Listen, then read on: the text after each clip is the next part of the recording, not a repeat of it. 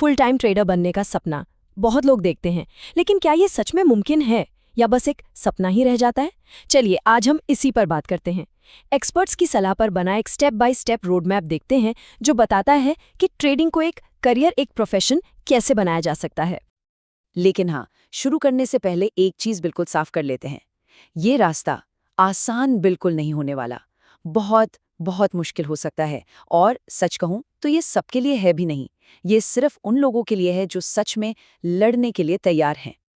और इस मुश्किल रास्ते की सबसे बड़ी, सबसे कड़वी सच्चाई ये नंबर है, 95%।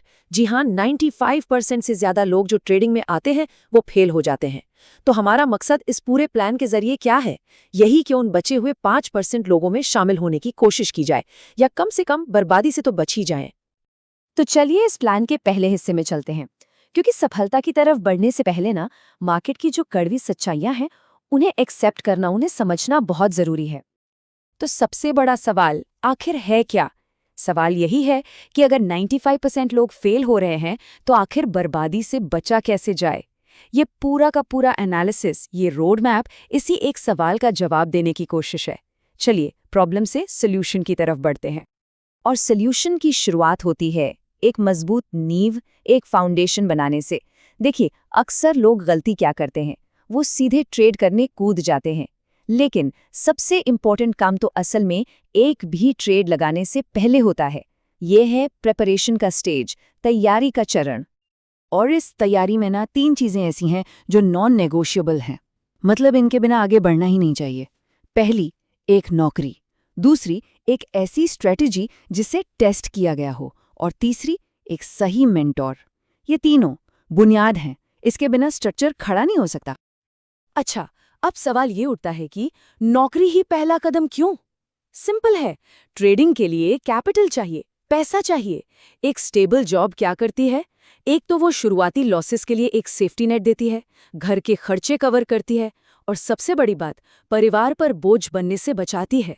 और इन सब से ऊपर वो फाइनेंशियल डिसिप्लिन सिखाती है, पैसों का अनुशासन। ओके, आगे बढ़ते हैं। अगला स्टेप है एक बैक टेस्टेड स्ट्रैटेजी। अब ये बैक टेस्टिंग क्या चीज़ है? बहुत सिंपल सा मतलब है इसका। किसी भी स्ट्रैटेजी को पिछले यानी हिस्टोरिकल चार्ट डेटा पर टेस्ट करके देखना कि वो पास्ट में कैसा परफॉर्म करती। इससे पता क्या चलता है?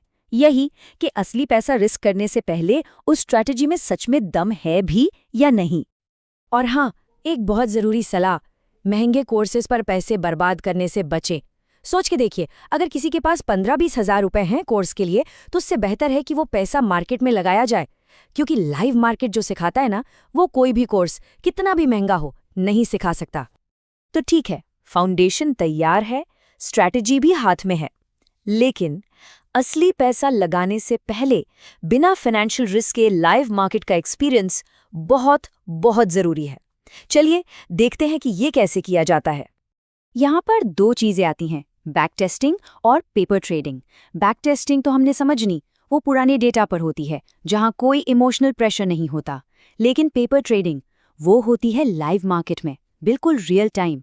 ये असली प्रेशर को सिम्युलेट करती है और इमोशनल डिसिप्लिन के लिए तैयार करती है।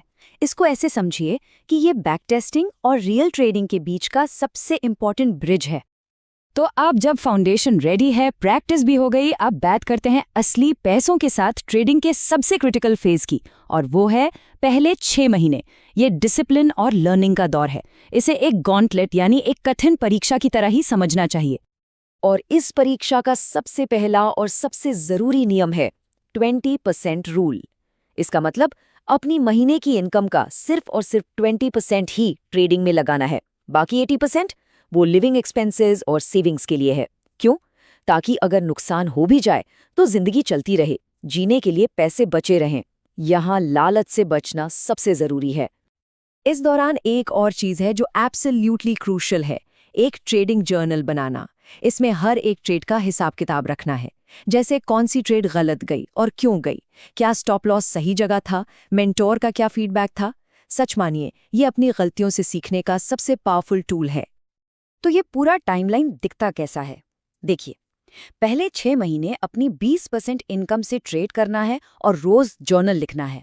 फिर आता है सबसे इंपॉर्टेंट हिस्सा, 7वां महीना। इस महीने में 1 रुपए की भी ट्रेडिंग नहीं करनी है, 0 ट्रेडिंग। करना क्या है, सिर्फ अपने जर्नल को पढ़ना है, अपनी गलतियों को आइडेंटिफाई करना है और उन्हें सुधारने पर काम करना है। और 8वें महीने से ट्रेडिंग तभी शुरू करनी है जब पूरा कॉन्फिडेंस हो कि हाँ, गलतियां अब ठीक कर ली गई हैं। यहाँ एक और सलाह है जो थोड़ी अनकन्वेंशनल है, मतलब अक्सर ये सलाह कोई देता नहीं है। वो है इस बारे में अपने परिवार से बात करना। उन्हें पता होना चाहिए कि ये एक ऐसा प्रोफेशन है जिसमें नुकसान भी हो सकता है, क्योंकि जब मुश्किल वक्त आता है ना, तो उनका सपोर्ट, उनका साथ एक बहुत बड़ा सहारा बन जाता है। अच्छा, तो जब गलतियों को सुधार लिया, 7वें महीने का रिव्यू हो गया, तब आगे बढ़ने का, अगले लेवल पर जाने का टाइम आता है। ये वो फेज है जब इन्वेस्टमेंट बढ़ाया जा सकता है, लेकिन बहुत बहुत ज्यादा सावधानी के साथ। इसमें 2 फेजेस हैं, लर्नर फेज और ग्रोअर फेज। जब शुरुआत करते हैं वो है लर्नर फेज। यहाँ 20% इनकम लगती है और पूरा फोकस सिर्फ अपनी गलतियों को ठीक करने पर होता है। और जब वो गलतियां सुधर जाती हैं, तब आता है ग्रोअर फेज। यहाँ इनकम का 50% तक इन्वेस्ट किया जा सकता है और अब गोल बदल जाता है। अब गोल है कंसिस्टेंसी लाना और लॉसेस को जितना हो सके छोटा रखना। और अब वो सबसे बड़ा सवाल, नौकरी कब छोड़ें? इसका जवाब यहाँ है, जब तक, ध्यान से सुनिएगा, जब तक लगातार 3 से 6 महीने तक या तो कंसिस्टेंट प्रॉफिट्स ना कमा रहे हों या फिर लॉसेस लगातार कम ना हो रहे हों, तब तक नौकरी छोड़ने के बारे में सोचना भी नहीं है। एक सिक्योर इनकम सोर्स हमेशा हमेशा जरूरी है। और आखिर में एक प्रिंसिपल, एक सिद्धांत जो हमेशा याद रखना है, क्वालिटी ओवर क्वांटिटी। दिन में 50-100 ट्रेड लेने से कुछ नहीं होता। भले ही एक ट्रेड लेने से पहले 6 घंटे एनालिसिस करना पड़े, वो ठीक है, लेकिन ट्रेड तभी लेना है जब अपनी स्ट्रैटेजी को लेकर पूरा 100% विश्वास हो। तो सवाल ये है कि क्या ये प्लान सक्सेस की गारंटी है? जवाब है बिल्कुल नहीं। ट्रेडिंग में कोई गारंटी नहीं होती। लेकिन क्या ये वो रास्ता है जो बर्बाद होने से बचा सकता है?